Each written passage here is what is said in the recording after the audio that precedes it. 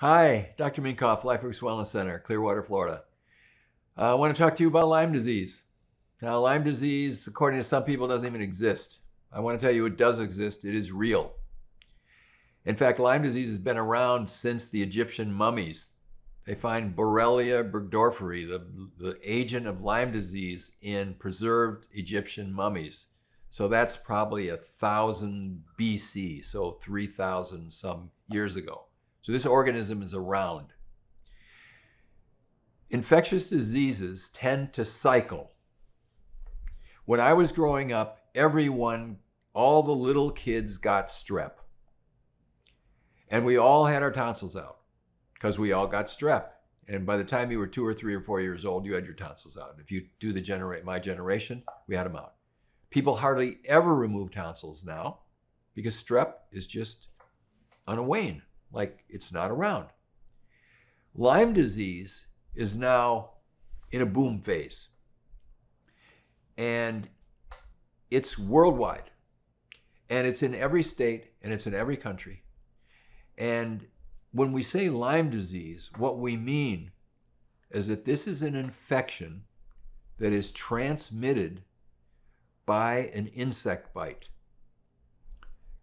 Traditionally, that insect was a deer tick, and the disease was described probably 30 years ago by a microbiologist in Connecticut, in Lyme, Connecticut, where young age people were getting symptom complexes after a tick bite with arthritis and neurological symptoms and fatigue and autoimmune symptoms. And he did an aspiration on a knee that was inflamed, and he got this bacteria out of it, and he named it after himself, which was Borrelia. Borrelia is a class of bacteria that look like little spirals. Burgdorferi, which was his last name. His name was Willy Burgdorferi. So that's where it came from in the modern day age. Now what we know now is it's not just ticks, that biting insects of any kind can transfer it. Mosquitoes, I think, are very common. So that insect bit something that had Lyme in its bloodstream. It got in that insect's mouth. It lived there. That insect then bit you. And these insects need blood to live, and so it sucked your blood. And in the meantime, some of the bacteria or organisms that were in its mouth got in your body. That can produce a local infection in you or a local inflammatory reaction. Again, classically, you get a bullseye rash. So that's a rash that's got a clear center and a red outside. In our experience these days, less than 1% of people get a bullseye rash after a tick bite. Now, some of these ticks are really small, and they're like pieces of pepper. You can hardly even see them. So, not every tick has Lyme. Not every tick bite results in Lyme. Lots of people get bit by mosquitoes, and I think that results in Lyme. But there's enough bacteria in that tick's mouth or mosquito's mouth to get these infectious organisms into your bloodstream. Now, at that point, you may have a flu syndrome, a mild fever, some joint pain, and the thing has actually infected you. And at that point, if you took an antibiotic for a couple of weeks, you'd end it. And that's a reasonable treatment. In the tick's mouth, there are multiple organisms, and we classically now find that there's about 8 or 10 of these different kinds of bacteria, not just the spirochete, not just the Borrelia, but Rocky Mountain spotted fever organism, amoeba called Babesia, another bacteria called Bartonella, another spirochete called Spirocheta. Like these things are common and they sort of go as a pack. When these organisms get into your body, if they produce an immune reaction, you may be able to find that the body has made proteins against them, antibodies, where if you do a traditional blood test at LabCorp or Quest of a Western blot, you have antibodies and they say, yeah, you got Lyme disease. Unfortunately, most of the time, These organisms are in your bloodstream for very short periods of time. They may end up in your brain, they may end up in your liver, they may end up in your skin, they end up in other places where the antibodies are not produced. And so when you do the test for Lyme disease, you don't have the antibodies, and they say you don't have Lyme, but the organisms are in your body, and they are producing problems in your body. And so diagnosis of this is very tough. Now, in a human mouth, there's probably 30,000 organisms. In a tick's mouth, I don't know how many there are, but you get a whole bunch of these things. The other thing that these organisms do is they produce what are called biofilms. Now, if you've ever walked in a stream barefoot and the rocks were slippery, they were slippery because the algae or the bacteria that were on that rock produced this sort of filmy, mucousy stuff, which makes them slippery. That's a biofilm. It's produced by the bacterial or parasitic or fungal organisms. Now that is protection for them because these are basically parasitic. They want to live in you, but they don't want you to kill them. So they can form these islands in your bloodstream of biofilms where they're coated and your immune cells don't see them and they can live. And your antibodies won't be positive, but they're in there. And if you just simply take a drop of blood and look at it on a microscope, in someone who's got Lyme disease, you often see these biofilms, and you can see it. Hey, it's right there. Antibiotics don't penetrate biofilms. So I was an infectious disease doctor. The traditional treatment for people who have Lyme or chronic Lyme is give them antibiotics. And there's doctors all around the country. They'll have people on 4, 5, 6 antibiotics, antifungals, antiparasitics for years because the patient feels a little bit better on them, but those drugs just burn the body down to the ground and they don't cure the Lyme disease. You have to be able to do treatments that break up the biofilms, that are able to penetrate inside of cells because these organisms can hide inside of cells in order to kill them. One of the best treatments to treat Lyme disease is ozone. So ozone is super oxygen. It's like 3 oxygens put together. It goes everywhere. And oxygen dissolves biofilms. So you look at a person's blood smear when they come in and they have biofilms all over the place. And then you give them ozone for 6 weeks and you look at their blood again and you don't see the biofilms, okay? And when you first look at them, you'll see these organisms swimming around. You can see the spirochetes swimming around in their bloodstream. They're little wiggly wormy things. You can see it probably half the time on a new patient. When I look, I can see it on the microscope. And then after they've been treated with ozone and some herbs and some homeopathics, you don't see the organisms and the biofilms go away. And then what that tells you is that the Lyme is going away, like we're actually healing it. And some people come in and say, Lyme's not curable, it can never go away, you're going to have this for your whole life. And if you go on some of the Lyme internet sites, on the messaging sites, like I've had this and I'm suffering and it's never going to get better, and that is just not true.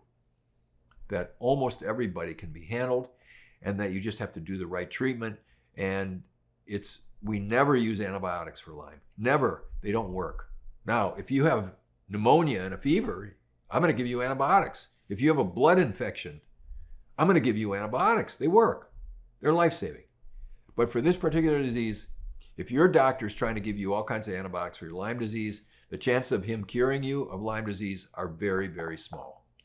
So it just isn't the best therapy. So Lyme is all over the place. It's very common. It's a masquerader. They call it the great masquerader. Like some people have only symptoms in their head and they think that they're going crazy or they're depressed or they're super anxious. I had a kid that was brought in. He was 16 years old. His mother dragged him here from Texas because he had a diagnosis of Lyme disease, but his major symptom was incapacitating anxiety. He just felt like he could not even be in his own skin. And he had been to psychiatrists and he'd gotten all kinds of medications, and he said they made him feel worse. And I was probably the 6th or 7th Lyme doctor that he'd been to see. And the kid was like over it, like just leave me alone.